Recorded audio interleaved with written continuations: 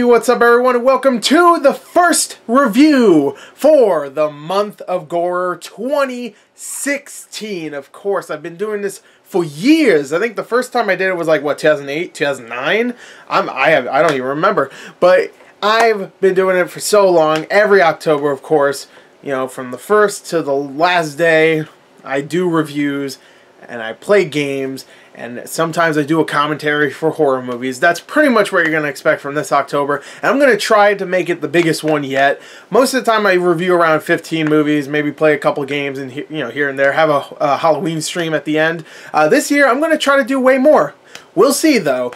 And I'm going to start off with a big one, because this is not a small little, like, oh, I'm going to talk about this little indie horror movie. I'm starting off with something big. I ain't screwing around. We're gonna get good, okay? And we're starting off not with one movie, no, not with two movies.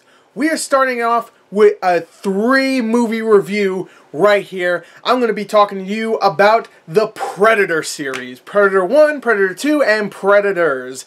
We're not doing Alien vs. Predator because I might do that in the future. These are testosterone-filled action movies with some horror, with some gore, violence, great action, some tension, all the stuff I love in a horror movie that's also an action movie, and a sci-fi movie too.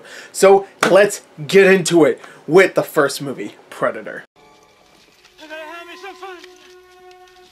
I'm gonna have me some fun. I'm gonna have me some fun. I'm gonna have me some fun. Predator is the definitive action horror movie of the 80s. Totally. I love this movie.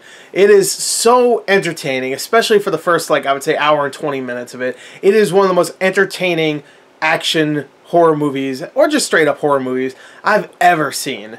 It is awesome. So many memorable scenes, so many memorable lines. The Predator is an awesome villain, so cool, and I love this movie so much. Director John McTiernan, if you do not know, directed Die Hard a year after this movie came out. One of the best 1-2 punches of any director out there. Predator in '87, and then Die Hard a year later with '88. I was like, oh my god, that's like perfect. The best 1-2 punch ever for any action movie director, totally. And this movie, of course, is starring Arnold Schwarzenegger, my boy, that has just so much charisma, and here he sinks into all those terrible one-liners, and he's just great in this. Carl Weathers, of course, Apollo Creed, Rocky vs. Apollo Creed, sounds like a damn monster movie. I love that, man. Carl Weathers is great here. Everybody's buff and oiled up and stuff too, so for all you ladies out there, you want to see a buff ass Carl Weathers, you get to see that. I mean, you should probably watch Rocky instead. You see a lot more of them there, but if you want to see just buff dudes looking buff, playing in the mud, fighting an alien, you're going to get that. Predator is a great action movie. I really do enjoy pretty much all of it. I did say earlier, the first hour and 20 minutes is excellent. Some of the best stuff out there. I will say it does get a little slow in the last like 25 minutes, where it's pretty much 1 versus 1 with the Predator. It's Predator versus another person. I'm not going to spoil who it is. It's a 30-year-old movie at this point. You probably already seen it. And it gets a little slow watching the Predator and this one person duking it out by trying to out-predator one another. Like, the Predator's trying to find this person, the person's hiding, and then the person's trying to find this Predator. You know, it's back and forth, and it gets a little slow. It definitely slows down considering how action-packed the first hour and 20 minutes is. Especially the first big action scene, where it has nothing to do with the Predator. It's just Arnold and his crew destroying a little village. Just explosions left and right, and just really badass. The action is directed so well. The acting is exactly what you expect from Arnold and all these other actors. Jesse Ventura is great. Shane Black's in this too, who of course is going to be directing the next Predator, which I'm so excited for. And yeah, it's just a great film that starts to get a little slow towards the end, but then it builds up and it has a really good ending. A really good conclusion. So that's really my only negative. Also, maybe the Predator is a weird character when it comes to his name, because he's the Predator, but there's times where the Predator only gets by because he's invisible, and that's it. There's so many times where the Predator's looking for everybody, and you just see him like... There's a lot of times where the Predator gets stumped, and he shouldn't, And he has such a weakness, too, that he can only see in infrared. It's just... And he can only see body heat. That's such a weakness for this character. So I guess it really does balance out, if you think about it, because he gets to be invisible with his active camo, but he loses the ability to see because he only sees in heat. So, to be fair, I guess, you know, it kind of balances out. But overall, Predator is a great film. If I had to give it a score, I would have to give it like a 38 out of 40. It's excellent. Love that movie to death. So, yeah, great movie. Just so much fun. It's a classic to me. Now let's get on to Predator 2. Okay, pussy face. It's your move. Predator 2 is, I wouldn't say it's a mixed bag, because I definitely liked it more than I didn't like it. Usually it's like, I liked it and I didn't like it about the same. That's a mixed bag. But here I would say like 70% of the movie I enjoyed, and then 30% I didn't. So I guess you can kind of guess what the score is going to be for this movie. But there is so much good in this movie. There are so many really good quotes. There's so many good quotes that I think some people don't realize that some of the quotes they love are actually from Predator 2 and not Predator 1. Like, I want some candy, and... Okay, pussy face. It's your move. It's one of the best one-liners ever. And Danny Glover actually does a great job with just one-liners, which everybody would come to expect from Lethal Weapon, which I think this came out right before or after Lethal Weapon. It might have even came out the same year. This movie has so many good quotes, some pretty decent action here and there. Nothing too crazy. There's no scene like in the first Predator where they just completely destroy a village. This is completely different. Predator 1 was set in a jungle. Predator 2 is set in the concrete jungle. They even like do a thing in the beginning of the movie where it pans across a jungle, and you're like, oh, we're back here, and it swoops up and you see a city, and you're like, oh, we're gonna be in the city this time. Predator's gonna be in the city. He's got a few days to kill. I think that was the tagline of Predator 2. I can't remember. He's on vacation, he has a few days to kill, something like that. Anyway, so it's completely different, and the action is definitely more about these police officers. You know, Danny Glover is a police officer. Bill Paxton's character is a police officer. All these other characters. There's no really big supporting cast of characters in this movie. The only one that really stands out from the supporting cast is Bill Paxton and maybe Gary Busey. Gary Busey, I think this was before he went crazy.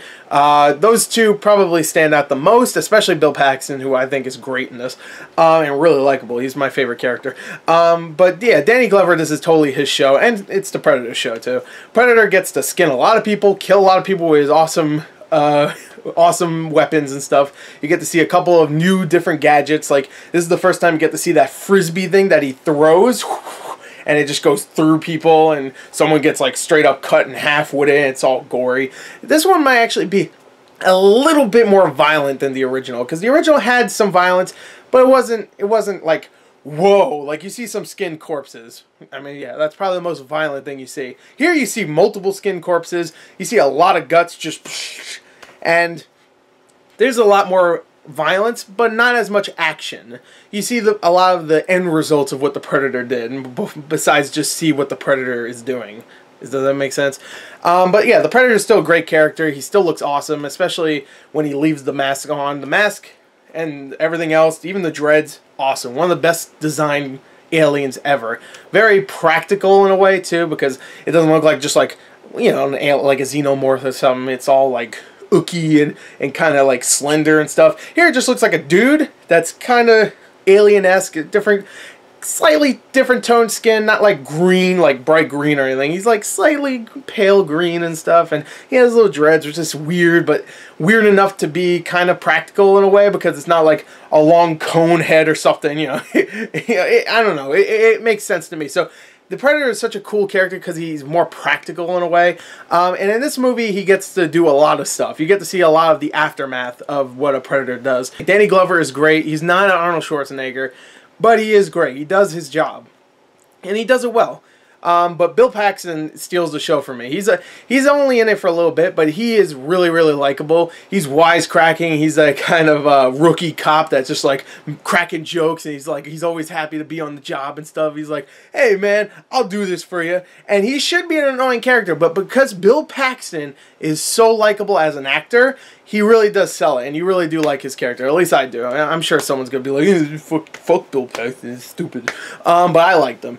So overall, Predator 2 has its fair share of problems. It's silly, it's goofy, it is slow at times. It has some really, really, really slow moments towards the end, where it's just Danny Glover versus a Predator, and Danny Glover's chasing the Predator, and Predator's chasing Danny Glover, and it's so long and slow at times.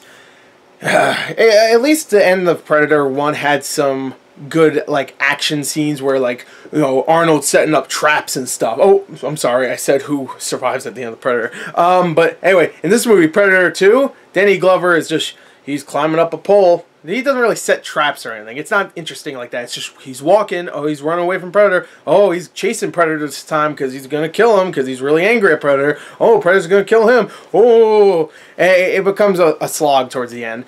It's silly. It's cheap. Cheesy. It's definitely not as good as the first one, but I still enjoy it quite a bit. I'm gonna give it a 30 out of 40. That's actually, I think, a higher score than what I said earlier, where I said 70% to 30%. I think that's a fair score. 30 out of 40. I really enjoyed this movie, but it had its slow moments. So let's go on to the not the brand new, but the newest Predator movie, Predators.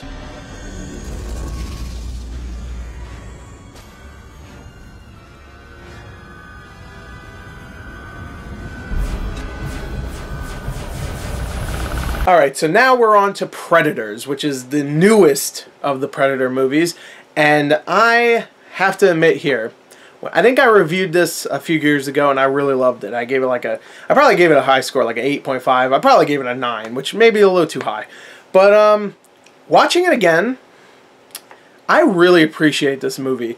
There is a lot of really great stuff in Predators. It is a very entertaining movie with a really good cast of characters, really good acting, some damn good action, and unlike Predator 1 and 2, it really does a good job at doing a really, really well-constructed conclusion where it's not just someone chasing the Predator and then the Predator chases this person. Like, I get in Predator 1, it's supposed to be the Predator has become the Predator. No, the hunter has become the hunted. You know, I get that. But if it's so slow, you start to lose interest. Here, they do that, and it's quick. It's like, alright, there you go. Adrian Brody, he's a badass. Who would have thought? Because Adrian Brody only does, like, dramas and thrillers and stuff. And he is a great action star. He is really good in this.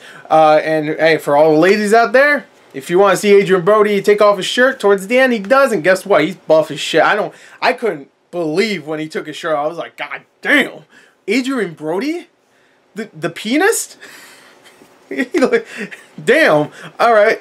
And there's some really likable characters in this. Admittedly, a lot of them are stereotypical. Like, you have the African guy who was like, you know, he's a bad guy in Africa. And you have the Russian guy who he drinks vodka and stuff. Actually, does he drink vodka? I might just be making shit up. But you have the Russian guy. You have the Yakuza member. You have the Walton Goggins. I'm just going to call him Walton Goggins because he just plays Walton Goggins. He's an ex-criminal. No, he's actually a criminal that was sent to death row that's on this planet for whatever reason. And there's a couple other characters. You have a sniper girl. You have, of course, Adrian Brody's character who's a mercenary that doesn't take any shit and doesn't care about anybody. You have some weird, like, just like a skinny white dude played by Topher Grace who's just there for whatever reason. Everybody else is hard-edged killers, and this guy's like, I know about plants. Like, it's weird that he's there. And there's a lot of really, really decent character stuff in this movie. There's even a whole scene where people sit down and talk a little bit. And I'm like, oh, okay, we get a little bit of stuff like that. But mostly you're going to like these characters. If you end up liking them, you'll like them because of their actions. Like, oh, that guy had a big-ass machine gun. Yeah, that guy kills people with knives. Oh, the Yakuza member's having a sword fight with a Predator. Which is awesome. Awesome. And it reminded me a lot of the original Predator without having to hit me over the head with like, hey, remember this from Predator? No one says get to the chopper. I think someone says get to the ship, though, at one point. But it made sense, you know, because whatever. I don't want to spoil it. But it's just a really tight action movie. I wouldn't say it's really scary. There's some really, really good, like, psych outs. and some creepy moments. Like there's one with Danny Trejo in the beginning of the movie who should have been in it way longer. That is really, really well done. There's some really good stuff in this. And the predator aspect of this predator hunting all these people, and there's actually, of course, more than one predator. It's called Predators, if you didn't know. But that aspect really does work. They set traps. The people try to set traps for the predators. If it works out or not, I won't tell you. But they do exactly what you want from a Predator movie, except they do it extremely well. Unlike Alien vs. Predator. Alien vs. Predator is just like, the Predator's an action guy. He slashes people's faces. He's Predator, not action alien. Like, the fuck? But anyway, yeah, I really, really enjoyed this movie. Adrian Brody's a badass. Even Alice Braga, who I'm not even the biggest fan of her, she was really good. I really liked all the cast. Like, Walton Goggins, I love. Walton Goggins is great, and I hope he's in more stuff. I'm so happy he was in The Hateful Eight. I'm even sadder that movie didn't do that well, because he is the best part of that movie, in my opinion. And I love that guy. He should be in way more stuff. He's so good. And he's in what, Justify, which I guess just ended, but he was a great character in that, from what I heard. I really love that guy, so I'm glad he's in more stuff, even though this came out 6 years ago. I mean, now he's in more stuff. So yeah, overall, it's just a great action movie. I really enjoyed it. And the special effects are a little iffy, but the budget was pretty small. You know, the last Predator movie didn't do so great, and the last Aliens vs. Predator movie didn't do so great. So they had to make it I think it's like a $35–40 million budget. And considering it's that, for the cast they got and the action that's there and the special effects that are there, it doesn't look too terrible. And especially since it came out 6 years ago. I'll give Predators a 35 out of a 40. It's actually close to on par with Predator. I really enjoyed this movie, and I think they do nail the ending. And I wish they would get a sequel with the characters that were remaining towards the end of the movie. Sadly, we won't get that. The next one, from what I heard, is kind of like a reboot, which is fine. It's directed by Shane Black, so I can't wait. So anyway, that was The Month of Gorror #1. I hope you enjoyed it. I reviewed 3 movies, so kind of I did 3 in a row, straight there. But yeah, I'm sorry if the reviews weren't that great, but this is kind of what I'm going to be doing from now on with movie reviews. Again, this is kind of a hobby for me. I like doing movie reviews and talking about movies with you guys, pretty much. But it's not going to be something where I write out a whole script and stuff, so, you know, I do the video and stuff. It's really just for fun I do this. And of course, if you want me to review something for this month, the month of Gorror, then please leave it in a comment. I will happily take requests. I might actually make a video all about, like, hey, give me suggestions and stuff. I have a whole list of stuff I want to watch, but hey, if people are like, I really want you to watch this, then I'll watch that instead of, I don't know, the Wicker Man remake. If I have to not watch and review the Wicker Man remake, then I guess I won't. Yeah, if you don't want me to, I guess I won't. But yeah, anyway, hope you enjoyed it. Until next time, thank you, and good